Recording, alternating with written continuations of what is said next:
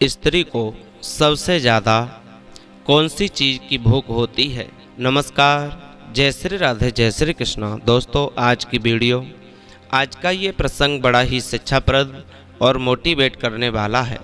आपसे निवेदन है, इस वीडियो को आप देख रहे हैं तो शुरू से लेकर अंत तक अवश्य ही देखना, ताकि जो भी वीडियो में छुपी हुई जानकारी है वो आपको प्राप्त हो सके। तो दोस्तों, चलिए आज की वीडियो को हम शुरू करते हैं। एक कहानी के माध्यम से समझते हैं कि स्त्रियों को सबसे ज़्यादा कौन सी चीज़ पसंद होती है, कौन सी चीज़ की भूख होती है। दोस्तों, और ये भी जानेंगे कि एक स्त्री पुरुष से अपना प्रेम कब तक बना कर के रखती है और कब वो अधभर में छोड़ करके चली जाती है। यह कहानी छद्मवेशी राजा पूर्वा की है, जो बुद्ध और इला के पुत्र थे। एक बार एक राजा पूर्वा और पूर्वी अप्सरा का प्रत्यक्ष मिलन हुआ। तब राजा ने उर्वशी के समक्ष विवाह का प्रस्ताव रखा। पूर्वी ने राजा पूर्वा से विवाह करने के लिए कुछ शर्त रखी, और शर्तें इसलिए रखीं क्योंकि पूर्वी जो थी वो स्वर्ग की एक सुंदर अप्सरा थी, और अप्सरा का कार्य तो आप जानते ही हैं। क्या होता है कि राजा इंद्र अप्सराओं से क्या करवाता था। अप्सराएं नृत्य कला और अपनी सुंदरता से लोगों को रिझाने का कार्य करती थीं। उनका काम वैवाहिक बंधन में बंधना नहीं था। उनके कर्म एक आदर्श महिला से अलग थे।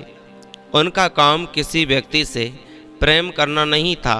इंद्र ने उसे जिसे भी मोहित करने का आदेश दिया, उसने उसे अपने अभिनय से, अपने रूप से, अपनी कला से मोहित कर लिया।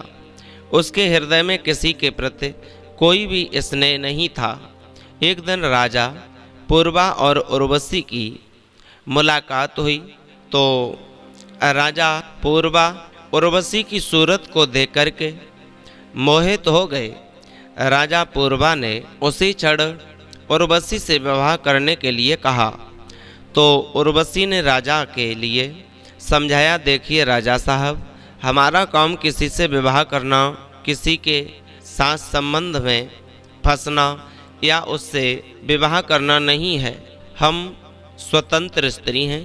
यदि हमें लगता है कि तुम हमारे बिना नहीं रह सकते तो हम तुम्हारा मन रखने के लिए आज हम तुमसे विवाह कर लेते हैं, लेकिन हमारी कुछ शर्तें हैं। यदि तुम उन शर्तों के लिए पूरा करोगे तो मैं तुम्हारे साथ ही रहूंगी, अन्यथा कोई बात नहीं, मैं तुम्हें छोड़ करके चली जाऊंगी। तब राजा ने पूछा, आखिर तुम्हारी शर्तें क्या हैं? तो उर्वशी ने कहा, सुनो, पहली शर्त हमारी यह है कि आपके सैया के अतिरिक्त मैं आपके लिए निर्वस्त्र नहीं दिखूंगी, और मेरी दूसरी शर्त यह है कि 2 मेरे भेड़ के बच्चे हैं, ये हमारे साथ ही रहेंगे। इनकी सुरक्षा आपके लिए हर समय करनी होगी। यदि मेरी इन शर्तों को आप मानते हैं, शर्तों में से एक भी शर्त आपने तोड़ी तो मैं तुम्हें उसी क्षण छोड़ करके चली जाऊंगी। यह प्रेम नहीं था, यह सौदा था। राजा पूर्वा उर्वशी की सुंदरता पर मोहित हो गए। राजा पूर्वा ने हंसते हंसते उर्वशी की दोनों शर्तें स्वीकार कर लीं। उसके बाद में राजा पूर्वा और उर्वशी रहने लगे। राजा के लिए उर्वशी की दोनों शर्तें याद थीं, इसलिए हर समय सावधान रहते थे। दोस्तों, इसी प्रकार से धीरे धीरे 4 साल बीत गए। दूसरी ओर देवताओं के लिए यह बात बिल्कुल भी पसंद नहीं आ रही थी कि स्वर्ग की सबसे सुंदर अप्सरा मृतलोक में एक राजा की पत्नी के रूप में रह रही है। देवता यह जानते थे कि उर्वशी ने पूर्वा राजा के साथ रहने के लिए 2 शर्त रखी हैं। यदि उन दोनों प्रतिज्ञा के लिए भंग कर दिया जाए तो उर्वशी स्वतंत्र हो करके स्वर्ग लोक के लिए लौट आएगी। दोस्तों, यह सोच करके देवताओं ने उर्वशी के दोनों भेड़ के बच्चों को चुरा लिया और उन्हें लेकर के आकाश की ओर उड़ने लगे। वह दोनों भेड़ के बच्चे बड़ी तेजी से चिल्ला रहे थे। उस समय राजा पूर्वा और उर्वशी अपनी शेष सैया पर सो रहे थे। जब भेड़ के बच्चे की रोने की चिल्लाने की आवाज़ उन दोनों ने सुनी तो उर्वशी ने राजा से कहा, देखिए महाराज, कोई मेरे भेड़ के 2 बच्चे ले जा रहा है। इधर राजा पूर्वा निर्वस्त्र अवस्था में ही भेड़ के बच्चों को बचाने के लिए भाग करके खड़ा हुआ। उन्हें इस बात का ध्यान नहीं रहा, यदि सैया से अलग उर्वशी उसे निर्वस्त्र देख लेगी तो वह उसे छोड़ करके चली जाएगी। इधर जैसे ही राजा उन 2 भेड़ के बच्चों के लिए बचाने के लिए भागा तो उसी क्षण जोर से बिजली तड़पी और उसी रोशनी में राजा के लिए उर्वशी ने निर्वस्त्र देख लिया। इस प्रकार से उर्वशी की जो प्रतिज्ञा थी वो भंग हो चुकी थी। इसीलिए वह राजा पूर्वा के लिए छोड़ करके स्वर्ग लोक के लिए चली गई। उधर जब राजा वापस लौटे तो उन्होंने देखा कि उर्वशी के लिए घर में नहीं पाया। राजा के लिए सही तरीका से समझ में आ गया कि उसने उर्वशी के दोनों बचनों के लिए तोड़ दिया है, इसीलिए वह मुझे छोड़ करके चली गई। अब तो उर्वशी के वियोग में राजा दिन रात बहुत ज़्यादा चिंतित अर्थात दुखी रहने लगे। वह पगलों के भांति उर्वशी के लिए इधर उधर ढूंढता फिरता था। उर्वशी ने उसे अपने प्रेम जाल में फंसा करके राजा के लिए पागल बना दिया था। दोस्तों, उसे लगा कि उर्वशी उसे छोड़ करके कहीं नहीं जाएगी, लेकिन वह उसका भ्रम था, क्योंकि राजा उससे प्रेम करते थे और वहीं पर उर्वशी उससे प्रेम नहीं करती थी। राजा कई दिनों तक तो उर्वशी के लिए ढूंढते रहे, लेकिन अप्सरा उर्वशी ने राजा पूर्वा की तरफ मुड़कर भी नहीं देखा। वह अपने आप के लिए उर्वशी के द्वारा छला हुआ महसूस कर रहा था। एक दिन उसे मानसरोवर के पास अनराव के साथ उर्वशी विचलन करती हुई दिखाई दी। तब राजा ने जाकर के उसके सामने फिर से वही प्रस्ताव रखा कि वह उसके पास में आकर के रहे, लेकिन उर्वशी ने उसके अनुरोध के लिए अस्वीकार कर दिया। दोस्तों, और राजा से वापस जाने के लिए कहा।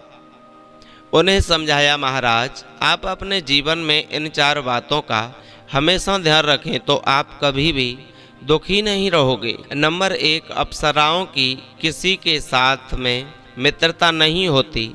मनुष्य को स्त्री रूप में रहने वाली ऐसी स्त्रियों से सावधान रहना चाहिए जो अभिनय करने वाली हों, जो धन के लिए कुछ भी करने वाली हों, जो किसी दूसरे के हाथ की कठपुतली हों, जो स्त्री होकर भी स्त्री की मर्यादा का पालन न करती हों, जो स्वतंत्र हों।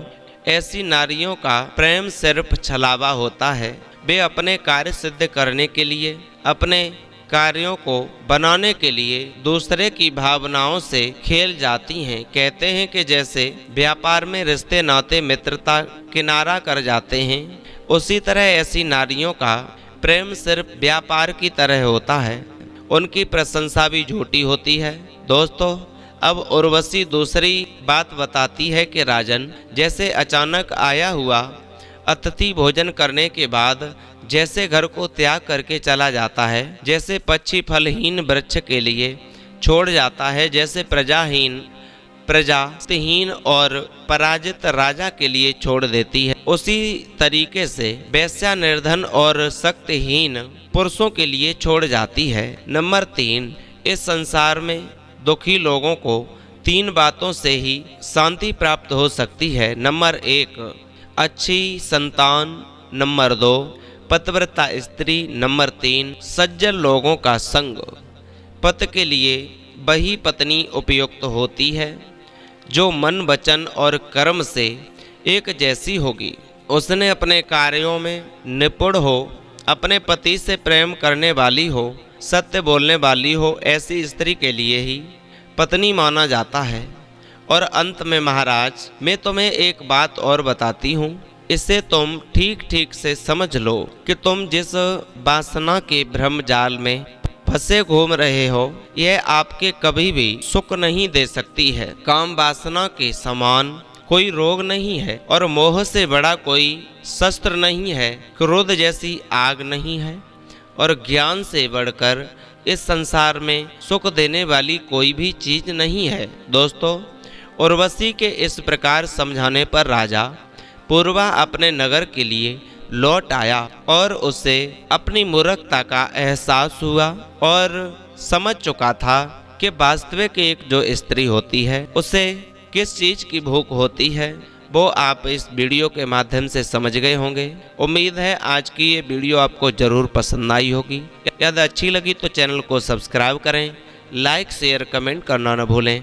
फिर मिलते हैं ऐसे ही नए इंटरेस्टिंग टॉपिक के साथ, मोटिवेट करने वाली कहानी के साथ। तब तक के लिए सभी